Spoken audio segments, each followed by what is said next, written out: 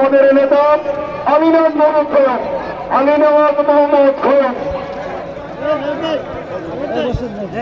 আপনারা এই পিছনে যারা আছেন একটু অনুরোধ করি সামনে যায় বসে, সামনে যান। খুবই বেদনার একটা বিষয় নিয়ে আজকে আপনাদের সামনে এখানে দাঁড়িয়েছি। আপনারা জানেন দেশের নেত্রী বেগম খালেদা জিয়া তিনি গুরুতর অসুস্থ, দীর্ঘদিন ধরে তিনি অসুস্থ আছেন।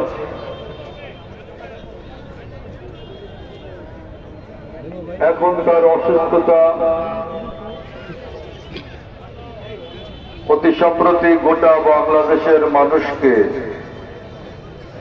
একটা চিন্তার মধ্যে, একটা উদ্বেগের মধ্যে ফেলে দিয়েছে।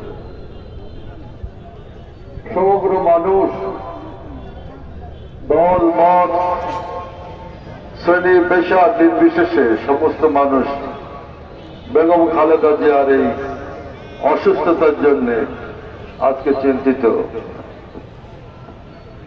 কেন এই চিন্তা, কেন একটি মানুষের জন্য সারা বাংলাদেশ আজকে বেদনায় কাতর? কেন বাংলাদেশের হিন্দু, মুসলমান, বৌদ্ধ, খ্রিস্টান সমস্ত ধর্মের, জাতের, মতের মানুষ আজকে উদ্বিগ্ন? সে কারণটা আপনারা কিছুটা জানেন। বাংলাদেশের বর্তমান যে রাজনৈতিক পরিস্থিতি চলছে, একটা খুবই জটিল একটা অবস্থার মধ্যে দিয়ে বাংলাদেশের রাজনীতি চলছে। বাংলাদেশের রাজনৈতিক অস্থিরতা,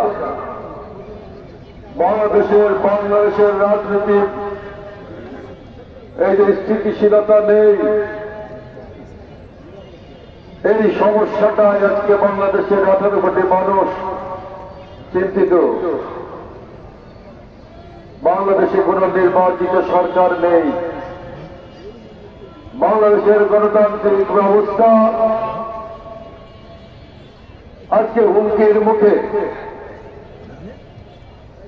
আমরা 71 সালে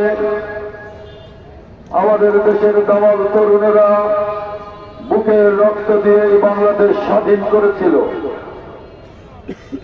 স্বাধীন করেছিলেন একটি কারণে, যে আমাদের দেশে গণতন্ত্র হবে, মানুষের বাঁচবার অধিকার থাকবে, মৌলিক অধিকার ফিরে পাবে। তাই 71 সালে 30 লক্ষ মানুষ রক্ত দিয়েছেন। আজকে ভাবাই যায় না 2 লক্ষ মা বোন তার সম্ভ্রম হারিয়েছেন। এই যে 1 সাগর রক্ত এবং আমার মা বোনের সম্ভ্রম হারিয়ে আমরা একটা বাংলাদেশ করেছিলাম, যে বাংলাদেশে গণতন্ত্র থাকবে, মানুষের বাঁচার অধিকার থাকবে, এইখানে হাজারো তরুণদের কর্মসংস্থান তৈরি হবে, নিরাপদ একটা বাংলাদেশের আশায় কিন্তু এখানকার মানুষ আমরা সবাই লড়াই করেছিলাম। কিন্তু দুর্ভাগ্যের বিষয়, গত 17 বছর এই বাংলাদেশের শেখ হাসিনা গোটা বাংলাদেশকে একটা নারকীয় হত্যাকাণ্ডের ভেতর দিয়ে,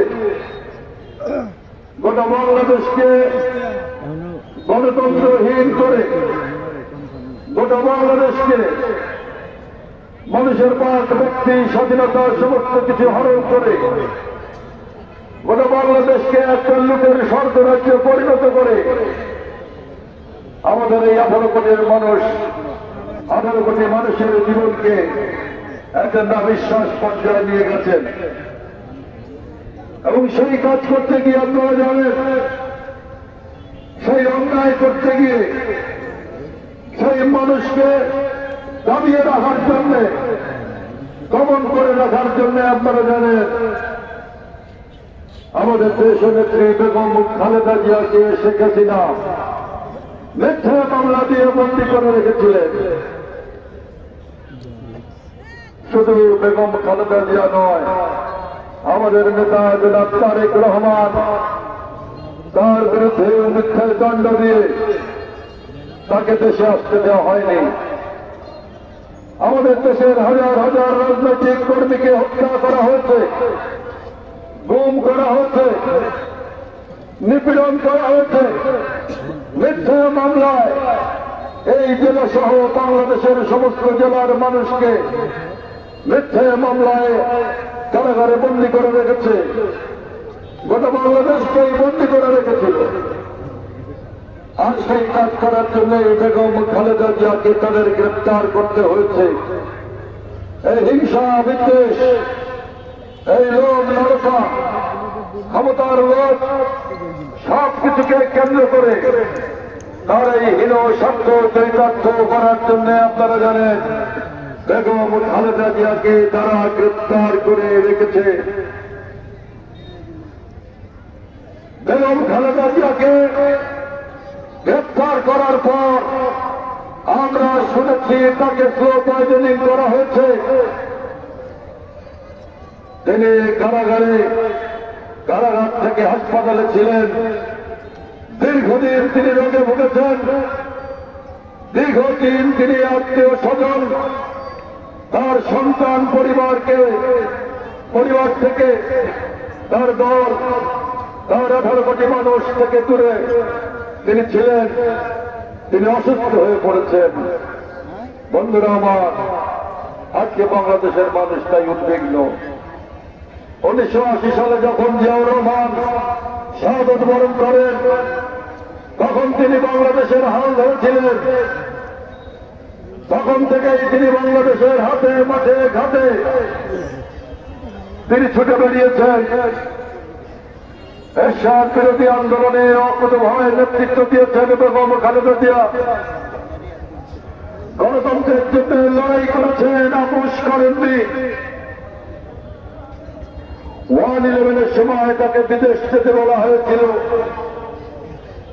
তাকে অনেক ধরনের লোক, অনেক ধরনের ভয় ভীতি দেখিয়ে তাকে এইখানে সমস্ত রাজনৈতিক কর্মকাণ্ড থেকে তাকে বিরত থাকতে বলা হয়েছিল।